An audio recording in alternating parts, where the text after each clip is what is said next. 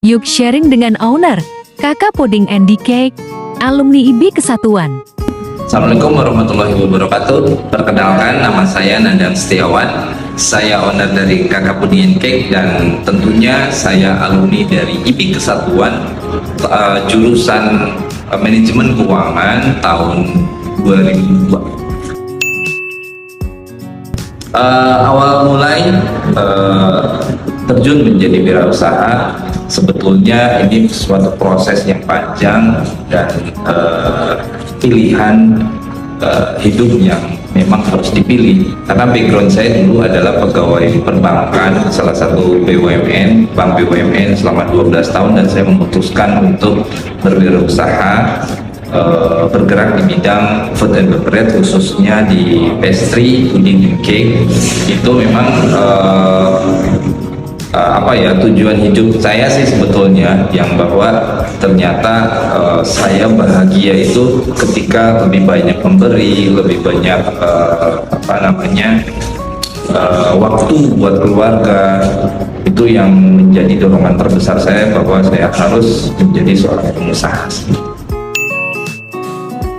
Membangun Kakak Puding awalnya sederhana sebetulnya. Waktu itu ada ulang tahun anak saya yang pertama. Nah, kita bingung mau bikin kue yang berbeda dari biasanya, karena keluarga saya itu nggak suka cake yang seperti biasa disajikan dalam ulang tahun. Nah, akhirnya saya bersama istri, yang istri sebagai founder, meracik, memberikan kue yang berbeda pada saat ulang tahun anak saya.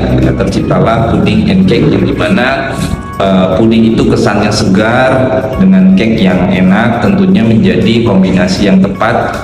Apalagi ketika kita memakan kue ulang tahun, biasanya enak, setelah dimakan Puding and Cake ini nggak bikin enak gitu, sehingga ketika kita sajikan dalam satu keluarga tidak mubazir. Artinya keluarga saya juga habis, yang biasanya nggak suka cake biasanya tersisa di kulkas, nyimpen berhari-hari, berminggu-minggu, bahkan nggak habis dan mubazir. Tapi ketika kita sajikan puding cake, menjadi puding yang disukai di keluarga karena kesannya yang fresh, manisnya juga nggak bikin enak, sehingga orang di rumah suka semua. Itulah menjadi peluang kita untuk memulai usaha di tahun 2011. Biasanya orang yang mau memulai usaha itu, pengalaman saya dulu waktu kantor itu, pertama takut nggak punya modal, takut juga karena mau jualan apa ya, bingung produknya apa gitu, terus bingung juga nanti masarinnya gimana gitu kan, terus bingung juga masalah kompetensi, kemampuan, nanti saya mampu nggak ya gitu. Nah, itu adalah yang menjadi dilema, sehingga tidak ada bertahun-tahun saya berdiskusi dengan teman-teman di kantor waktu itu yang nggak ada satupun bergerak menjadi pengusaha. Jadi satu kuncinya yang pertama adalah berani, ya, kuatkan tujuan goalsnya, tujuan hidupnya, ya. Udah gitu tentunya kita harus banyak-banyak berdoa, dan yang ketiga juga jangan lupa action oriented bagi seorang pengusaha itu menjadi keharusan. Jadi nggak usah banyak-banyak mikir dulu lah, modalnya dari mana, ininya dari mana gitu kan, produknya apa. Kita mau belajar juga sekarang banyak online, produk orang kita jualin untuk pembelajaran kita menjadi pengusaha juga bisa gitu. Terus materi-materi menjadi seorang pengusaha juga bisa gitu. Banyak sekali kelas-kelas online ataupun offline yang ada sekarang, itu banyak banget yang bisa dipelajari. Jadi intinya ya berani, terus banyak berdoa, juga action oriented, jangan lupa, itu menjadi hal penting untuk menjadi modal dasar menjadi pengusaha. Waktu saya kuliah, kebetulan saya berkecimpung atau masuk ke dalam organisasi Senat Mahasiswa. Saya ketua Senat tahun 2000 waktu itu, dan relate nggak dengan keadaan sekarang? Justru sangat relate gitu. Waktu bekerja pun waktu itu kemampuan secara akademi itu rata-rata semua, walaupun kita waktu masuk ke perusahaan bank BUMN itu ya bersaing dengan PTN-PTN atau perguruan tinggi negeri yang notabene lebih besar daripada IPIK gitu. Tapi secara kompetensi akademi, saya waktu itu malah bisa di atas rata-rata mereka.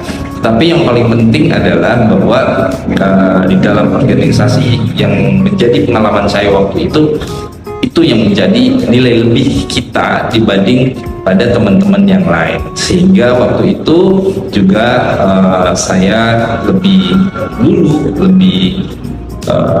karirnya dibanding teman-teman seangkatan waktu saya. Dan ketika membangun suatu bisnis, usaha pun sekarang, itu sangat-sangat penting, sangat-sangat berguna pengalaman kita waktu di organisasi, karena saya punya karyawan, juga harus membangun manajemen yang bagus dalam suatu perusahaan. Itu sangat berguna sekali sih, jadi sangat bermanfaat ilmunya waktu dulu masuk ke dalam senat mahasiswa.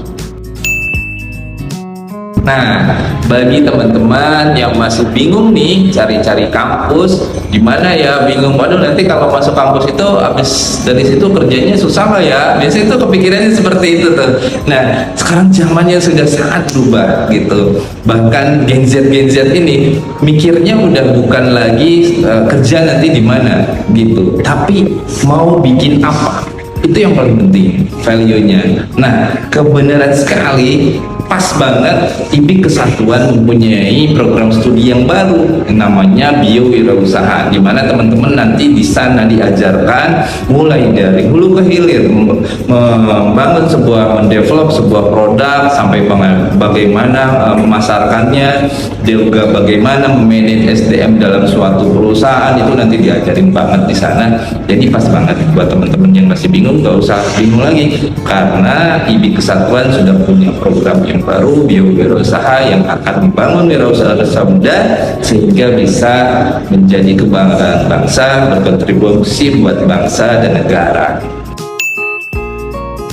Buat teman-teman yang pengen memulai karir buat usaha, gak usah terlalu banyak mikir, action oriented, terus belajar, karena belajar itu menjadi kunci penting kita. Kenapa harus belajar? Ya, perkembangan dunia usaha ataupun itu selalu berubah setiap hari, dan banyak insight-insight di luar sana yang belum kita terima, makanya kita harus terus banyak belajar sih. Jadi tetap semangat buat teman-teman yang mau mulai usaha.